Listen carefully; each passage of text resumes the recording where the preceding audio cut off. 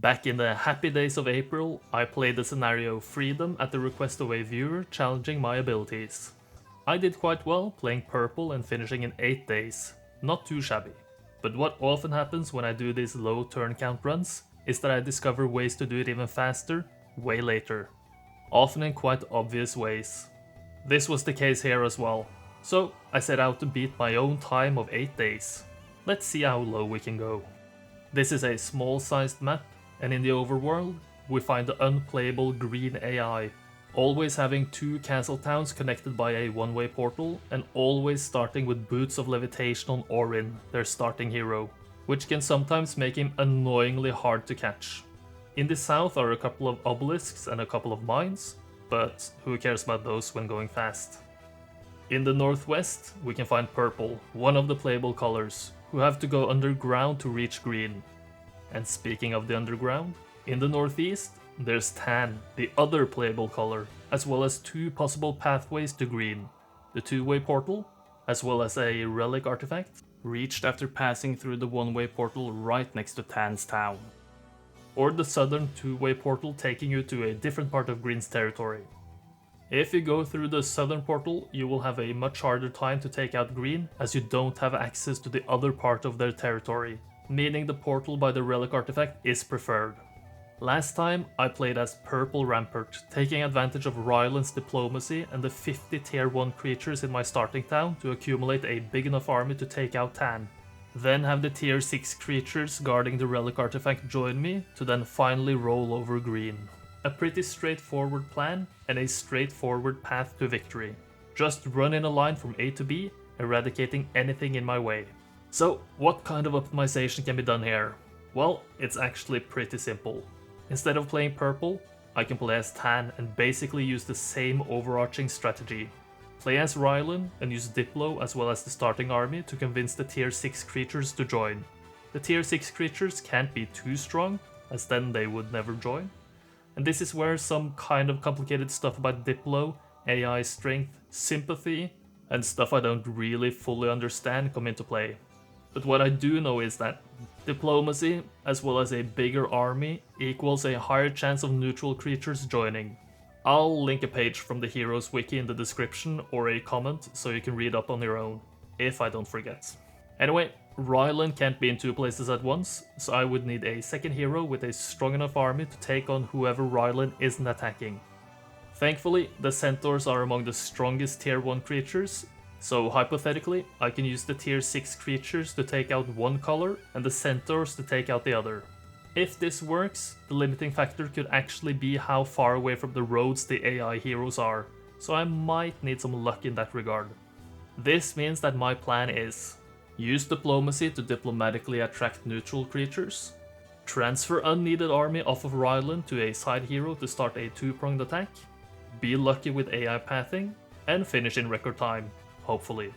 Should be easy enough, so let's give it a try. So, me as Rampart and Rylan, check. Purple as Necropolis, as they are not native to snowy terrain and should probably not get too far off-road in their zone, check. Gold bonus for everyone, as usual. Norwegian, check. Anyway, it's time for freedom. Remember to like, comment and subscribe, or even become a channel member. To get the seed I need, I enter the nearby zombie fight and reset 7 times. This gives me what I need, as well as a Rylan without starting dwarves. Nice! I bring the 50 town centaurs along, then pick up some nearby gold as well as getting some XP from a chest, netting me advanced diplomacy. That's an important detail there. This advanced diplomacy makes the harpies join for free instead of costing me about 2500 gold, which is very nice.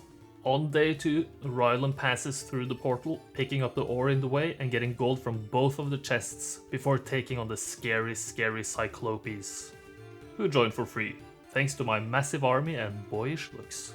Now I use my enormous amount of gold to hire a second hero, Melodia, who leaves her dwarves in town and meets up with Rylan, taking the centaurs off of his hands.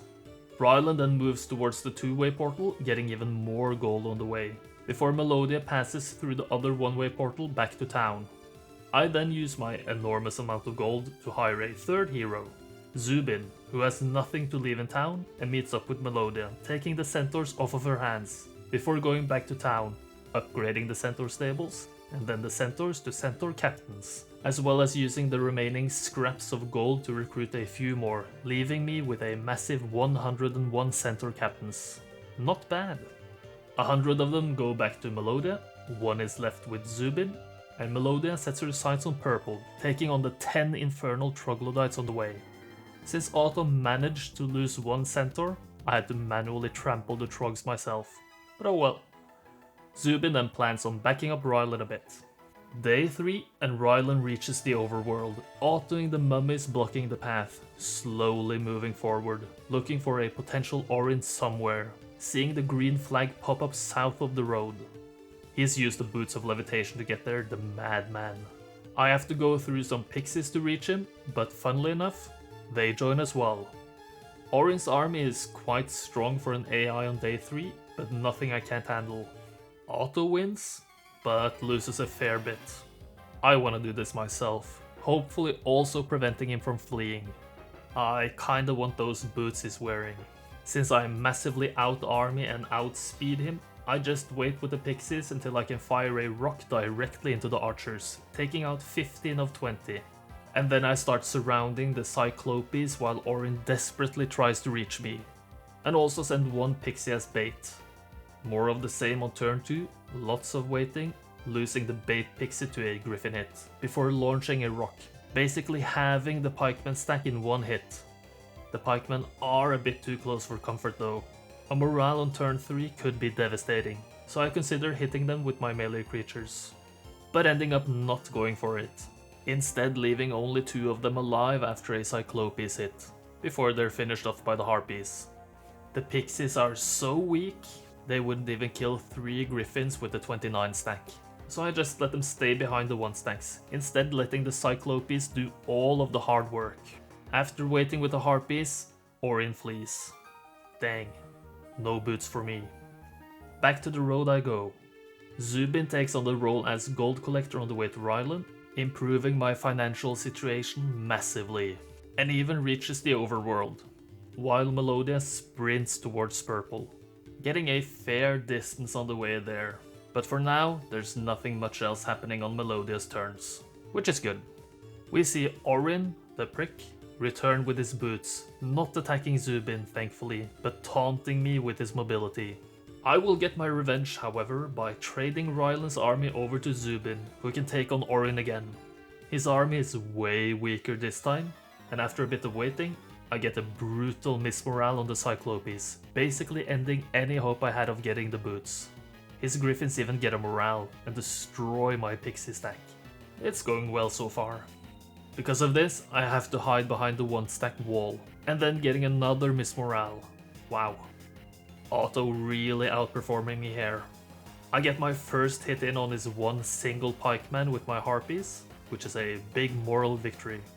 Eventually, I get a hit in with the Cyclopes out of desperation, and Orin flees. 2 tries and still no boots. What a disaster. Anyway, the armies return to Ryland, who follows the road to Green's first town, guarded by 1 pikeman. Nice. I hire a hero in my newly acquired town, Josephine, who, eventually, gets the Cyclopes and Harpies from Ryland, going through the nearby one-way portal, looking for any potential enemies. Seeing the green flag a bit south, who turns out to be CL, the magic arrow specialist. I kinda wanna see if she has any artifacts, so I do the fight myself, immediately losing 5 Harpies to a magic arrow. I take out the air elementals, and then she flees. Cowards. Cowards, all of them. I have enough gold for a 5th hero, Moandor, who heads for the unguarded other green town, missing it by a single step. Very nice. Very tilting as well. As you can see by my perfectly calm clicking on the town. I just hope they don't spawn in Orin again, going somewhere unreachable. Melodia continues with some horrible pathing towards purple, rejecting some skeletons blocking the path, instead accepting the auto results, and finds Clavius, who has quite a decent army. I have no clue how Otto managed this result, so I have to take a look. After eating a magic arrow, the centaurs get good luck on the first hit on Clavius' skeletons, then get it again the next turn. How insanely fortunate. Wow. Obviously this scares Clavius off. I could not have done this better myself. Fittingly, Melodia levels up into advanced luck afterwards. Day 5, Rylan trades his pixies over to Moandor, who takes on the now guarded Green Town. Orin is back, with one pikeman. LOL. In this nail-biter of a fight, I wait, let him move, then go in for the kill on turn 2. Massive outplay from me, and the boots are finally mine. Oh, the dopamine rush of Heroes of Might and Magic 3. And green is vanquished as well, as a minor side note. Melodia enters purple's zone, narrowly reaching their town, which is barely guarded. Another incredibly difficult fight. I just let the skeletons and Walking Dead reach the outside of the castle gates, then pounce, first getting a lucky hit on the Walking Dead, then burying the skeleton. Easy. But purple isn't vanquished, so I have to go looking. I have enough gold for one more hero, and as a major stroke of luck, Monair is in the tavern.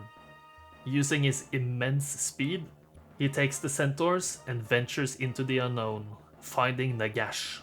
With no movement left, he takes Nagash on, who only has one white. It is quickly disposed of, and with that, purple is vanquished as well. I'm victorious in a mere 5 days. I'm pretty sure any Conflux hero would have done the trick at the end there, but getting Monair was just extra lucky. 448 score and Archangel rank is quite good. This was a whole 3 days shaved off from my purple playthrough, which is pretty decent in my book. I try to avoid playing Conflux these days, as they are almost always the optimal choice, so it's nice to get another good non-Conflux run in. I hope you don't mind me taking advantage of Diplo too much, and I also hope you enjoyed watching. If you did, I would love a like, comment and a subscription, or maybe even become a channel member. You get the videos a couple of days early, you know.